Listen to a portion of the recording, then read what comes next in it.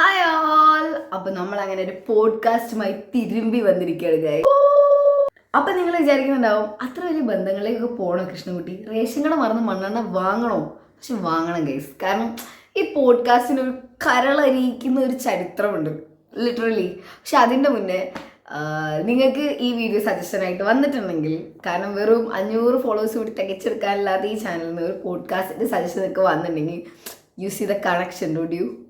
അപ്പോൾ നമ്മൾ പറഞ്ഞുകൊണ്ടിരുന്നത് പോഡ്കാസ്റ്റ് ചരിത്രത്തിനെ പറ്റിയിട്ടാണ്. ഈ പോഡ്കാസ്റ്റ് ചരിത്രം എന്ന് പറയുന്നത് കുറച്ച് പിന്നോട്ടോണം. പിന്നോട്ട് എന്ന് പറഞ്ഞാൽ വളരെ പിന്നോട്ട്. അതായത് ഒരു 2020 കാലഘട്ടത്തിൽ ആക്ച്വലി ഞാനൊരു പോഡ്കാസ്റ്റ് സ്റ്റാർട്ട് ചെയ്യാൻ ശ്രമിച്ചിട്ടുണ്ടായിരുന്നു ഇൻസ്റ്റഗ്രാമിൽ. അന്ന് അതിൻ്റെ പേര് ലെറ്റ്സ് സ്റ്റാർട്ട് സാറ്റർഡേ എന്നായിരുന്നു. പക്ഷെ വെറും 2 എപ്പിസോഡ് എടുത്തിട്ടുള്ളൂ. അതൊരു ഗസ്റ്റ് ഓറിയൻറ്റഡ് പോഡ്കാസ്റ്റ് ആയിരുന്നു. അതിൽ വന്നിട്ടുണ്ടായിരുന്നത് മെയിനായിട്ട് എൻ്റെ ഐഡിയയിൽ ഉണ്ടായിരുന്നത് എങ്ങനെയാണെന്ന് വെച്ചാൽ, പുതിയ ബഡ്ഡിങ് ആർട്ടിസ്റ്റുകളൊക്കെ ഇല്ലേ, എനിക്ക് കുറേ പരിചയമുള്ള ആൾക്കാരുണ്ട്. അപ്പോൾ അവരെ വെച്ചിട്ട് ഒരു പോഡ്കാസ്റ്റ് സ്റ്റാർട്ട് ചെയ്യാം. അന്ന് കോവിഡൊക്കെ അല്ലേ, അപ്പോൾ അതുകൊണ്ട് നമുക്ക് നേരിട്ട് പോയിട്ട് ഇറ്റ്സ് നോട്ട് പോസിബിൾ. അപ്പോൾ വീഡിയോ കോളൊക്കെ ചെയ്തിട്ട് ചെയ്യാമെന്ന് വിചാരിച്ചിട്ടുണ്ടായിരുന്നെ. And it was fun. 2 episode ചെയ്തുള്ളൂ. അത് കഴിഞ്ഞിട്ട് എനിക്കത് കണ്ടിന്യൂ ചെയ്യാൻ പറ്റിയില്ല. പക്ഷെ അതെപ്പോഴും എൻ്റെ ഉള്ളിലുണ്ടായിരുന്നു. സാറിന് ഗൈസ് ഉള്ളിലിങ്ങനെ നമുക്ക് ചെയ്യാൻ പറ്റിയില്ലല്ലോ, അത് നമുക്ക് ഭയങ്കര ഇഷ്ടമുള്ള സാധനമായിരുന്നല്ലോ, അതെന്താ ചെയ്യാൻ ഇങ്ങനെ ഭയങ്കര ഉൾക്കുത്ത് ആ സാധനം ഉണ്ടായിരുന്നു. അപ്പോഴാണ് ഞാനിപ്പോൾ ഇങ്ങനെ ആലോചിച്ചപ്പോൾ എനിക്ക് പെട്ടെന്ന് ഒരു തൊട വരില്ലേ അത് സ്റ്റാർട്ട് ചെയ്യാൻ വേണ്ടിയിട്ട്. അപ്പോൾ ഇപ്പം അതിങ്ങനെ പീക്കിൽ നിൽക്കുകയാണ്. അപ്പോൾ ഞാൻ വിചാരിച്ചു അങ്ങ് തുടങ്ങി കളയാം, അങ്ങനെ എന്തെങ്കിലും നടക്കണം എന്നുണ്ടെങ്കിൽ അത് നടക്കട്ടെ എന്ന് വിചാരിച്ചിട്ട് അങ്ങനെ സ്റ്റാർട്ട് ചെയ്തതാണിത്.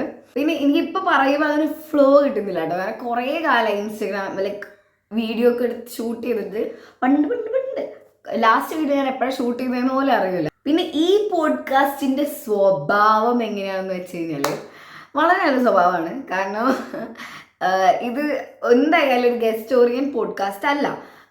കാരണം നമുക്ക് ഒരു പോഡ്കാസ്റ്റ് സെറ്റപ്പ് ഒന്നുമില്ല, മൈക്ക് പോലുമില്ല ഗൈസ്. പക്ഷെ ഞാൻ മൈക്കിന് ഓർഡർ ചെയ്തിട്ടുണ്ട്. Coming soon. ഒരിക്കലും ഒരു ഗസ്റ്റ് ഓറിയൻറ്റഡ് പോഡ്കാസ്റ്റ് അല്ല.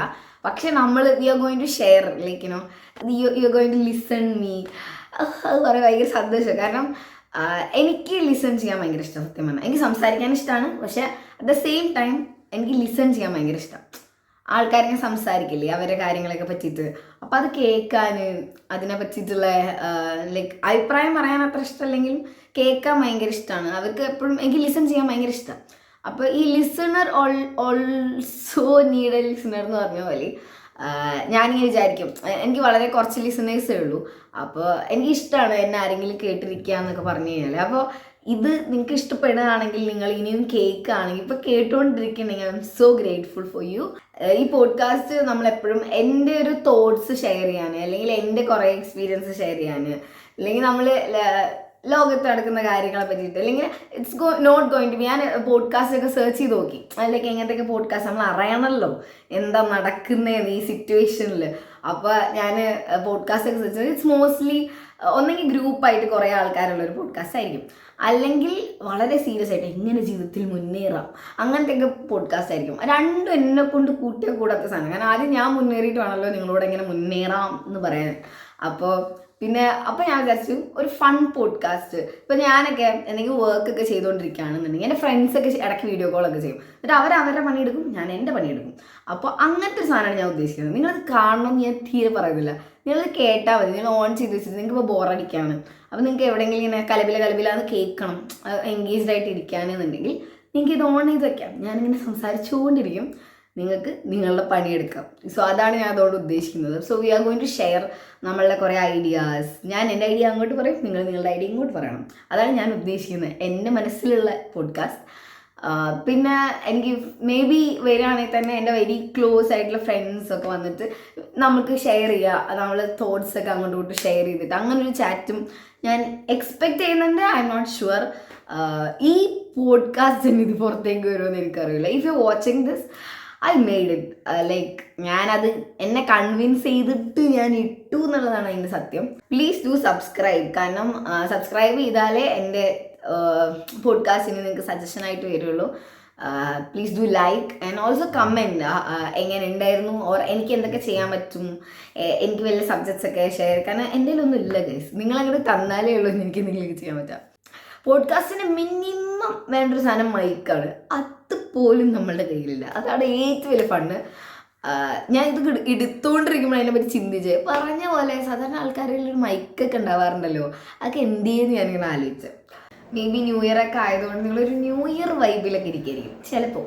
കാരണം റെസൊല്യൂഷൻസ് ഒക്കെ എടുത്ത് ഞാൻ ഈ ലാസ്റ്റ് വീഡിയോ ഞാൻ ചെയ്തത് റെസൊല്യൂഷൻസ് ആണോ എന്ന് എനിക്ക് ചെറിയ സംശയമുണ്ട്. അല്ലാതെ കഴിഞ്ഞ് ഞാൻ വേറൊരു വീഡിയോ ചെയ്തിട്ടുണ്ടായിരുന്നു. അപ്പം റെസൊല്യൂഷൻസ് ഒക്കെ എടുത്ത് അങ്ങനത്തെ ഒരു വൈബിൽ ഇരിക്കുകയായിരിക്കും. അപ്പോൾ ഞാനും കുറേ റെസൊല്യൂഷൻ എടുത്തു. ആദ്യത്തെ എൻ്റെ ആദ്യത്തെ റെസൊല്യൂഷനാണ് ഈ പോഡ്കാസ്റ്റ്.